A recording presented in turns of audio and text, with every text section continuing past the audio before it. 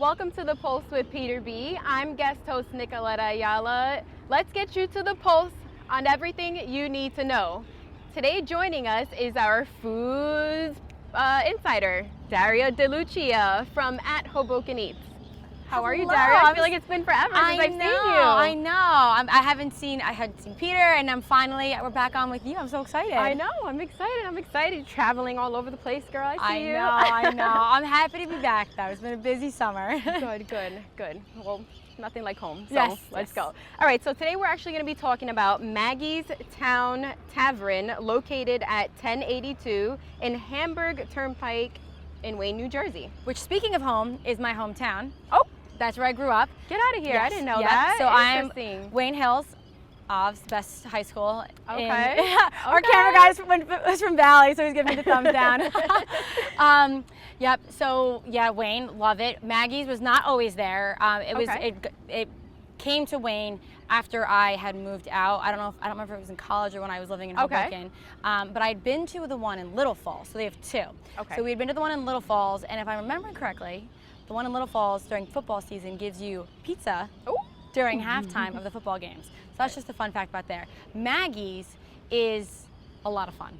Ooh. So it has a cool vibe. It has a very cool vibe. Before we get into the food, it has... I was just going to say, how's the ambiance like when you first walk in? Is it like a rustic kind of like feel to it? It kind of is. Okay. It's like total bar vibes. Not like grungy Irish pub, more like bar, American food. Like you walk in to the right, you have the big bar with the high tops. Right.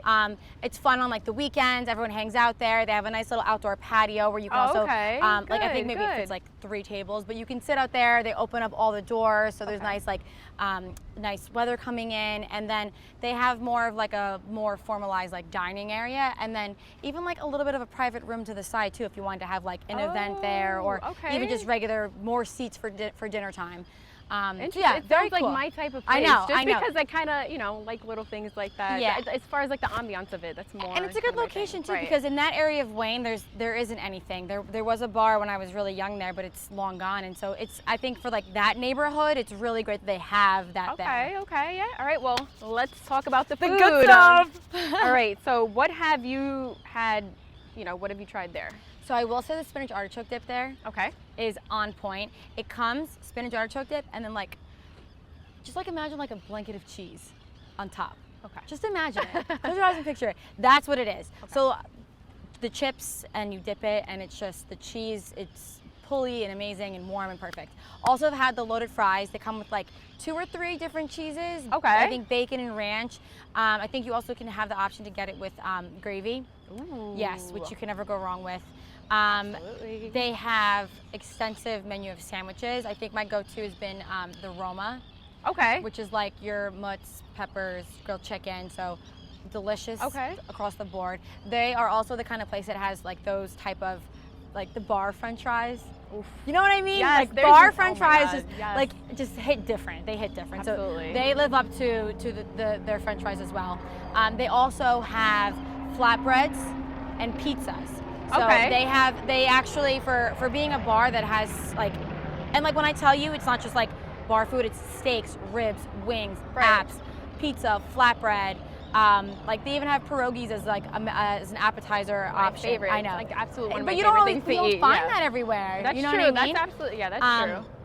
So the pizzas and flatbreads are also some of my go-tos. Like the sharing. I love to get a lot of food for the table. Right. Okay. So now it's funny. I know we're doing this place, so I've actually never been there. So I was like, you know what? Let me look at the menu a little, see what I would, what would interest me more or less if I was there. So I definitely would like the blackened flounder fillet. Oh yes. Pan-seared with rice, teriyaki butter, broccoli florets, topped with bruschetta. I was like, oh my gosh. Yeah.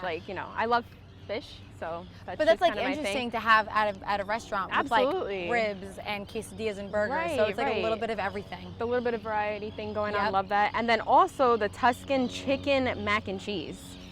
So like the fact that you got like your baby spinach. Oh my God, can we go now? Yeah, I know, like your shredded mutts, your sun-dried tomatoes. Man. I haven't had that. Oh my God, and a cast iron pot, I believe, so you know it's good. Yeah.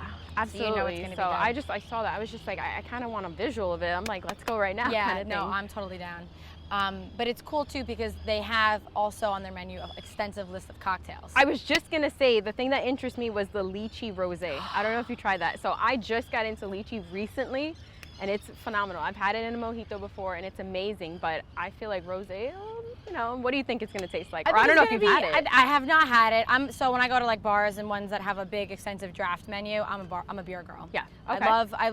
I love my classy martini. I also love my beer martini. My all of the beers in front of me. So that's my go-to when I go there, or wine. Right. Okay, see, I haven't had the cocktails yet, but that one sounds bang. It's interesting just because I'm not a huge rosé person, but I feel like lychee, you know, kind of sweetens it up a little because I think rosé is dry. I could be wrong. But then you get to eat the lychee. Right, after, exactly. Oh, maybe that's true. If they like put it with, they like garnish it, maybe that's true. So now, as far as food-wise, like how are the portions? Is it enough? Like if you and I go together, can we share a dish, or is it like you can have your own thing, I can have my own thing? So I typically actually really only have been there. I've been there with both my parents for dinner, but my mom and I go a lot actually, randomly just for apps. Her and I'll share 3 apps. Okay. And it's a lot of food. We leave full. But like her and I will share like the flatbread, the spinach artichoke dip, and then either like the nachos or the french fries, or we'll split a wrap. Okay. So we are like the type of family that just likes to pick, me and her like to pick on everything, whereas my dad's like, we need 5 appetizers and then meals. So that's when we get like the wrap or the steak, the ribs from there. So it's like, depends, but it's all big portions. And then also, do sides come with it, or is it just kind of like you get your wrap, comes with the french fries. They have a side menu also. So you can substitute as much as you want with everything. Yeah, they have really good sweet potato fries. Okay. But I'm trying to think of what the flatbread I had was. I have to go back and think about that. But it was the food's good. Also, when did you go? Like I feel like definitely, as you were mentioning about like the outside patio, do you feel like it's more of a different ambiance like in the fall versus like winter? I mean, obviously winter we're indoors, but so football, I would imagine, probably gets pretty rowdy. Like it's pretty fun there. They have a lot of TVs in that bar room. Okay. So that's a big plus. I was there actually just like a few weeks ago maybe with my mom. It was nice enough to sit outside, and we went there more pre-COVID. I think my parents during COVID, again, it's in their hometown. Right. We're getting a lot of takeout from there. Okay. Which is good. We know we love supporting the local businesses wherever local is for you. Yeah. But they put a huge tent outside. So the last time I was there, they still had that tent. Okay. I can't say at the moment, but a few weeks ago it was still there. Big white, lots of, and I think it still is. I don't know why they would put it away in the summer, so I believe it still is. Yeah, absolutely. Which gives them a lot more space for outdoor dining. Absolutely. So, absolutely. And they're in an area with a huge parking lot too, so they have plenty of room. That's even better. So that's good, folks. You know, to go park there and everything. So I did want to ask you one more thing. We have just short under a minute. If you had to compare, you know, it to any other restaurant that, as far as like in town in Hoboken or outside, like what would you compare it to, kind of thing? Not in a bad way, but the closest kind of bar comparison to it, I would say. So it's interesting because in Hoboken, like there's so many bars next to each other. Maggie's is almost standalone because it's kind of by itself in that area. But I would say that in terms of like going out wise and bar wise, there's a bar called Mother's Ale House nearby. Okay. So I would say that might also be like what you could compare it to in a sense of like lots of TVs, bar food, good food. I think Maggie's has a bigger menu, bigger food menu. But I think that Mother's would probably be the closest comparison if you had to do it for wing bars. All right, awesome. All right, Dario, as always, it's good talking to you. So good to be back with you. Hopefully we could do this again soon. Yes, we'll kick Peter out every time. All right, folks, we'll be right back.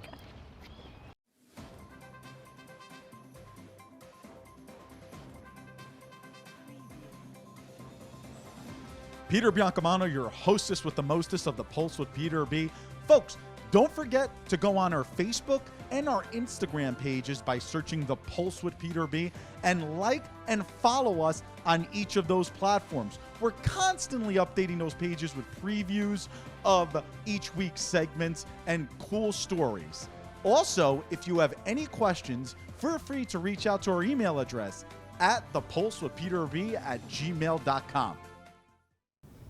Welcome back to the Pulse with Peter B. Peter Biancamano back in the host chair. I want to thank Nicolette Ayala for guest hosting our opening segments this show with, of course, Daria De Lucia. Of course, I'm hungry. I want to head out to Wayne and to Maggie's Tavern. And a person who's always hungry for political gossip is the person to my right, and that is our resident political analyst, Josh Sotomayor Einstein. Josh, how are you today, sir? I thought you were just going to stop at always hungry. I thought it was going to be a fat joke. That's what I thought. I'd like to say thank you. I'm for trying to be that, polite here because you alone. actually did a decent job last week when you interviewed Elvin. A decent job. The bar is so low, folks. That's what he thinks of me. So low. Well, there's only one host, as you know. So anyway, Josh, before we move on, why don't you talk about an event that's coming up that you're hosting?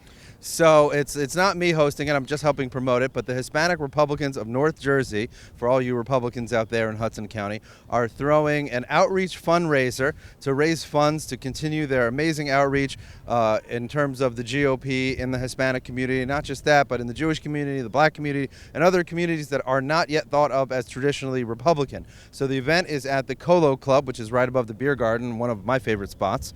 There's going to be food. There's going to be drink. It's going to be a good time. And the event is on Sunday, September 5th, 1 to 4 p.m. And we're going to have speakers, former gubernatorial candidate Phil Rizzo, Assembly candidate Denise Gonzalez, and 9th Congressional candidate Billy Prempe are going to be joining us, saying a few words, having a good time. And you'll hear about all the stuff, wonderful things that the Hispanic Republicans of North Jersey have done to outreach in the Hispanic community and more. So if you want to, you can see the URL right beneath us, and then you can plug that in your computer, buy a ticket, and support Republicans this election cycle. There you go. That is September 5th, which I believe is a Sunday. Yes. At the KOLO Klub, attached to the beer garden, upstairs from the beer garden. All right, Josh. So, we're getting to crunch time here in the city of Hoboken, and that is the filing deadline. I mean, right now, Mayor Bala is facing nobody. Do you actually believe that the reason why the mayor has no opposition is because he's doing such an incredible job that people are scared to go against him? No. Why did I figure that answer out? Yeah, I think it's because you've met me before. No, I think the perception is that with the low information voter, they'll give credit to whoever is in office right now with any measures to contain COVID. When the reality of the fact is that any mayor across the United States, or every mayor rather across the United States, would be doing the same, or if not the world, is doing the exact same things that Mayor Bala is doing, trying to get vaccines for their town, partnering with private medical professionals to on the delivery of said vaccine. So, I mean, basically, he's just getting brownie points for being there, and that's what the political establishment that's not with Bala seems to be afraid of, unfortunately. But I think if you look at his track record of ginning up fear, just look at the Hoboken Spaghetti Dinner, the annual tradition that began at, I believe it was Hoboken's 150th year birthday that it began, and it's been every year except for last year during the height of the pandemic.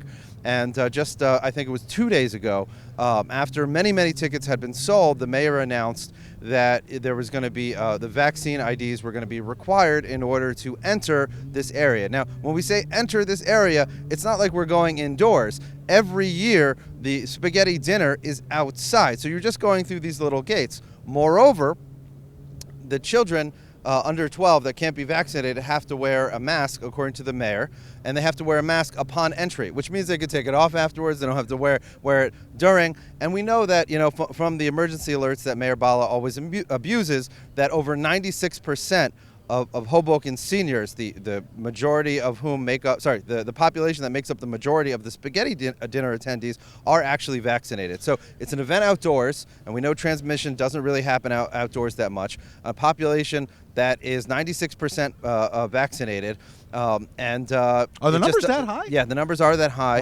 Wow. And that's not including people that have a natural immunity, the roughly 10% of Hoboken that we know that contracted the virus and recovered and thus have a natural immunity. So we're probably talking about, close to 100% of the seniors, and yet somehow we're supposed to live in fear, even though people that are vaccinated but are carriers don't really transmit the virus, even though children don't really transmit the virus, even even though outdoors you don't really get the virus transmitted so much. It's really spread indoors. So wait. So 96% is the senior population that's vaccinated. 96% is the senior population. So what the general population of 30 and above is about 75%. 80%. Is 80%. Maybe it went up to 80%. So what you're saying basically is that the mayor actually doesn't care about the health of the people that he's representing in the city of Hoboken. All he cares about is making headlines. Well, I don't know that the mayor doesn't care, and I'm not going to say that the mayor is an evil man. I think that we have far too much of that in politics, where people vilify people that think differently than them.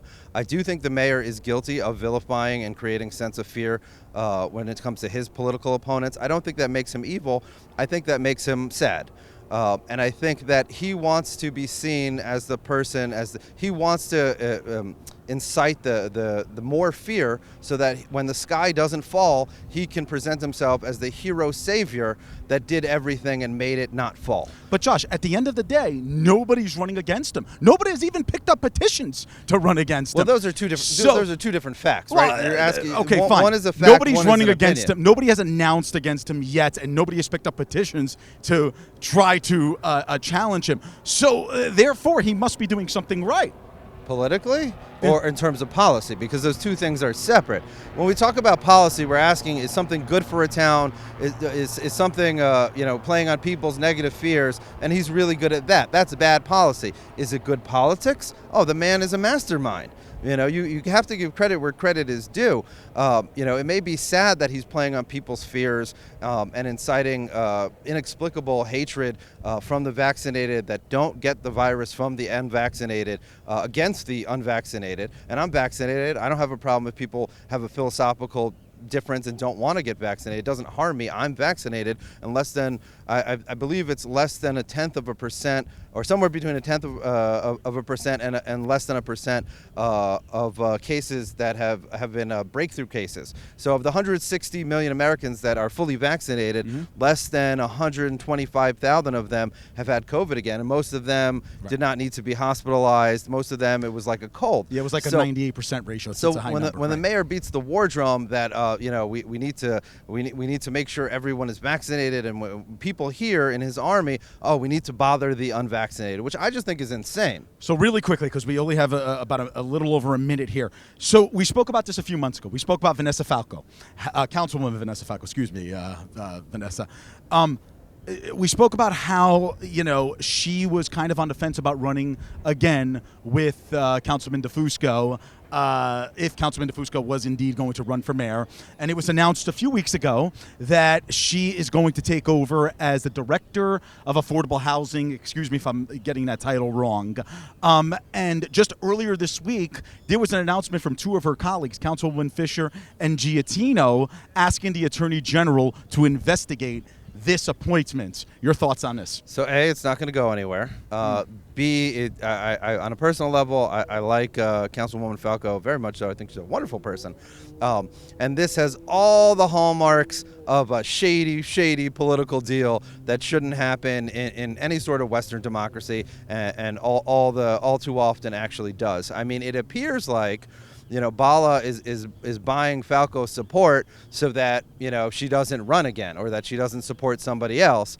And whether or not that is the case, that's what it looks like. We should try to avoid the appearance of impropriety in government, especially in local government, what's closest to the people. And so, again, I like Councilwoman Falco. I think she's an absolutely wonderful, stellar person. But at the very least, this looks super shady. And it's always surprising to associate with Councilwoman Falco. Not surprising at all to associate with Mayor Bala. Well, there you go, Josh Sotomayor. We'll see. We'll see if we did have a number of people pick up for council person at large petitions. We'll see if anything changes within the next few weeks. I really hope that we do, because there's a lot of people in this town that are just fed up with the mayor, and I think he's a little bit of a paper tiger. And I guess we'll see. If there is some competition, we'll see how he does. Josh, thank you, our political analyst, every week here on The Post. Folks, we will be right back.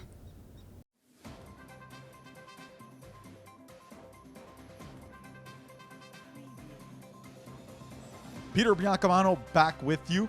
Don't forget to watch us on cable access every Sunday and Monday at 9 a.m. Optimum Channel 18, Files Channel 46, and Comcast Channel 190. Also on Sunday mornings at 9:30 a.m., you can watch our show on our YouTube channel, and you can also binge watch all of our old shows. Who doesn't want to keep watching The Pulse with Peter B? We'll see you there. Welcome back to The Pulse, and the gentleman to my right, you may have remembered him about 4 to 5 months ago when he went 4-1 with his WrestleMania picks. 4-1. He reminded me before the segment aired, and that is our pro wrestling insider, Mr. Rob Tonneson. Rob, how are you today, sir? Well, it's a pleasure for me to be back. So, how are you doing? I'm doing fantastic. Thank you for coming back. Oh, please. Always a pleasure to be hanging out with you on this sunny day. Sunny and warm day here at Maxwell Place Pier. So, Rob, you went 4-1 for WrestleMania. The next big pay-per-view. Actually, Rob, can we actually still call them pay-per-views? I don't know what the status of the WWE is at this point. I mean, my God, since the last time I was here, just the change that has been going on from the turnovers of people getting released, people getting let go. I mean, Braun Strowman, Bray Wyatt, and the list just goes on and on and on of people that are no longer working with the company, and they're now looking for new places of employment. And this is probably the best time to really be a fan of the pro wrestling product, because you have not only just WWE, but you've got AEW, you've got New Japan, you've got GCW is going fantastic. I mean, Matt Cardona, formerly known as Zack Ryder, is doing deathmatch wrestling now, which is very weird to see, and it's really a fun time to be a pro wrestler. So, whatever the WWE is doing, calling them live events, pay-per-views, special events, whatever, it doesn't really matter. It's on the Peacock app if you're in the United States. Outside of the United States, it's still the WWE Network. So, all you people in Canada, I hate you. Well, there you go. Good thing we don't have many Canadian viewers here. So probably the second biggest quote-unquote pay-per-view of the year is SummerSlam. And this year, SummerSlam takes place on Saturday, August 21st. The first time, I think, in like 20 years or so that it's on a Saturday? First time since 1992 it's been on a Saturday. Almost 20 years, okay. Almost 30 years. Let's do the math. Almost 30 years, yes. You can tell that my math is not that great. So first time since 92 it's aired on a Saturday, and the first time since 95 it's aired on a day that is not Sunday. That is not Sunday. Incredible. Why do you think they're doing that? Because of the whole UFC mentality, like putting pay-per-views I don't think UFC matters. I really don't think they care about that. I think what they're trying to do is everything with COVID restrictions and COVID regulations. It's just WWE sort of saying, why not? Let's just have fun with everything. Let's just be weird. Let's do it up. I mean, they're going to be in Vegas, and it's the first time they're going to be in Allegiant Stadium in Las Vegas, where the Raiders play. So I definitely think they're going to try and do it up this year. Interesting. Well, let's get to the card, right? Absolutely. And why don't we start with the Women's Raw Championship match? And she has been getting an incredible push lately. And, of course, Nikki, A.S.H., who is the champion, takes on Charlotte Flair and your soon-to-be wife, or your wannabe wife? Rhea Ripley. Rhea, hello. Rhea, I'm still waiting for your call, so whenever you're ready, just to let you know, my girlfriend fell off a cliff and died on impact. Oh, wow. Goodness. I know that's not true, and I hope she's not watching. She is. All right, good. Joel, that was a joke. Anyway, Rob, who do you like in this match? Nikki's been doing great. I mean, she went from doing nothing in the beginning of the year, absolutely nothing, and then all of a sudden she turns around and they give her this almost a superhero gimmick, which, I mean, I'm a comic book nerd, so I'm definitely going to be all in favor of it, but what she's been doing and how she's been doing it, it's been really, really good.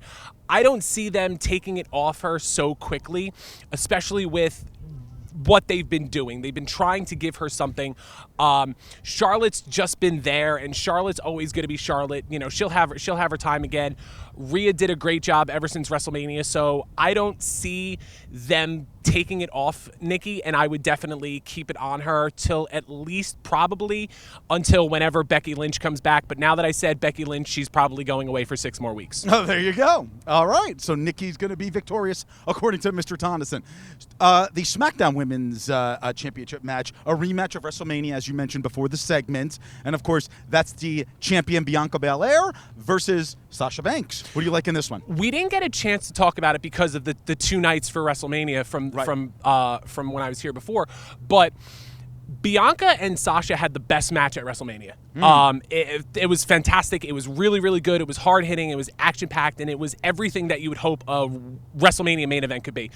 I definitely think that Bianca has kind of gotten stale, in my opinion, so I could see a title change. It does kind of stink that it's going to go back to Sasha, but injuries occur. It should have been Bayley, but I definitely think that it going back to Sasha is not the worst thing. So I definitely think that you could see a new champ in Sasha. And we wish Bayley the best of luck in her rehab. I believe it's like a 6 to 8 month rehab, if I'm not mistaken. 6 to 8 months, yeah. Wow, unbelievable. All right, Universal Championship.